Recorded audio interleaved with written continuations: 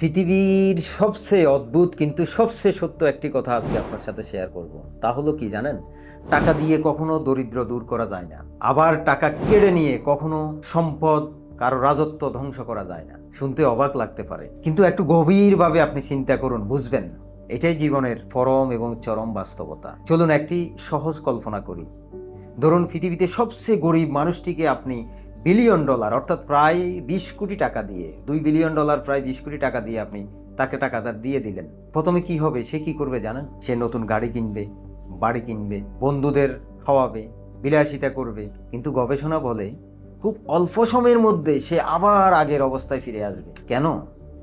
কারণ তার জীবনে টাকা এসেছে সত্যি, কিন্তু চিন্তাধারা তার বদলায় নাই, তার মানসিকতা কিন্তু বদলায় নাই। এবার উল্টোটা ভাবুন, পৃথিবীতে সবচেয়ে ধনী একজন মানুষকে একদিন সব কিছু থেকে তাকে বঞ্চিত করা হলো। ধরুন তার গাড়ি কেড়ে নেওয়া হলো, তার কোম্পানি নাই, তার ব্যাংক ব্যালেন্স নাই, সম্পদ নাই, সব কিছু তার থেকে নেওয়া হলো। কিন্তু অবাক করা বিষয় হলো কি জানেন, অধিকাংশ ক্ষেত্রেই দেখা গেছে কয়েক বছরের মধ্যেই তারা আবার নতুন সম্পদ, আবার নতুন অর্থনৈতিক সাম্রাজ্য তৈরি করতে পারে বা করে। কারণ তাদের কাছে শুধু টাকা ছিল না, ছিল সিস্টেম, ছিল দক্ষতা এবং মানসিকতা, যেটা মস্তিষ্ক খুবই জরুরি বিষয়।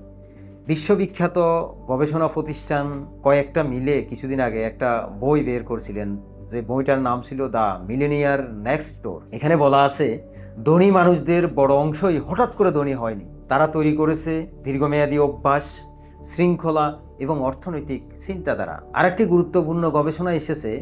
গুরুত্বপূর্ণ গবেষণায় একই বিষয় এসেছে এইভাবে। তাদের রিপোর্ট অনুযায়ী যদি আমরা দেখি, প্রায় 70% লটারি বিজয়ী কয়েক বছরের মধ্যেই দেউলিয়া হয়ে যায়, আবার আগের অবস্থানে ফিরে আসে। ভাবুন তো, যে মানুষ হঠাৎ কোটি টাকার পেয়েছিলেন সে আবার কেন গরিব হয়ে যায়, আবার আগের অবস্থানে আসে? কারণ তার কাছে টাকা এসেছে সত্যি, কিন্তু তার মানসিকতা বদলায় নাই। একই কথা বলেছেন একজন বিখ্যাত উদ্যোক্তা, যার নাম সবাই জানেন, রবার্ট কিওসাকি। তিনি বলেন, the single most powerful asset we will have is our mind. অর্থাৎ মানুষের সবচেয়ে বড় সম্পদ হলো তার মস্তিষ্ক। আরও একটি গুরুত্বপূর্ণ গবেষণাও সেম কথা বলেছেন, যেটা হলো হার্ভার্ড বিজনেস স্কুল।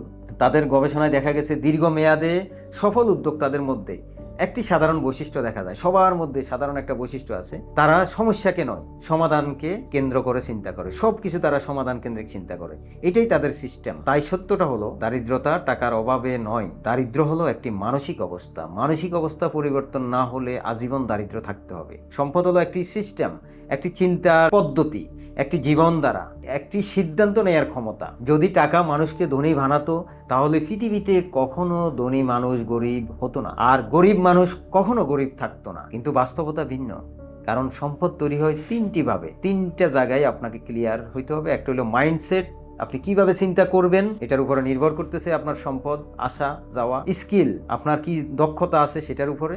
সিস্টেম, আপনি কিভাবে মূল্য সৃষ্টি করেন এই বিষয়ে আপনার দক্ষতা থাকতে হবে। বিখ্যাত উদ্যোক্তা ইলন মাস্ক একবার বলছিলেন, যদি তাকে সব কিছু থেকে বঞ্চিত করে দেওয়া হয়, তবুও তিনি আবার নতুন কোম্পানি তৈরি করতে পারবেন। উনি এটা চ্যালেঞ্জ দিয়ে বলছিলেন এক সাংবাদিককে।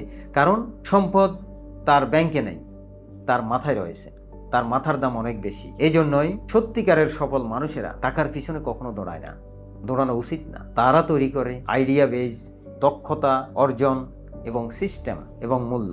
এই চারটি জিনিস থাকলে টাকা নিজেই তাদের কাছে ছুটে আসে এবং আসবেই। তাই যদি আপনি সত্যিকারের সফল হতে চান, শুধু টাকা উপার্জনের চিন্তা করবেন না, টাকা উপার্জনের চিন্তা না করে নিজেকে তৈরি করুন, নিজের চিন্তাধারা পরিবর্তন করুন, অভাবের চিন্তা বাদ দিন, নিজের চিন্তাধারাকে শানিত করুন, অনেক বড় চিন্তা করুন, পজিটিভ চিন্তা করুন। সব সময় মাইন্ডে পজিটিভ জিনিস নিয়ে ভাবুন, সমাধানের চিন্তা শুরু করুন। এই মুহূর্ত থেকে নিজেকে এমনভাবে তৈরি করুন যেন সব হারিয়ে ফেললেও আপনি আবার শুরু করতে পারেন।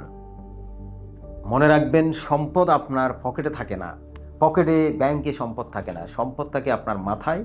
আর মাথায় যা থাকে একদিন সেটাই আপনার ব্যাংক স্টেটমেন্টে দেখা যাবে। এটাই সত্য, এটাই বাস্তবতা, আর এটাই সফলতার গোপন সূত্র।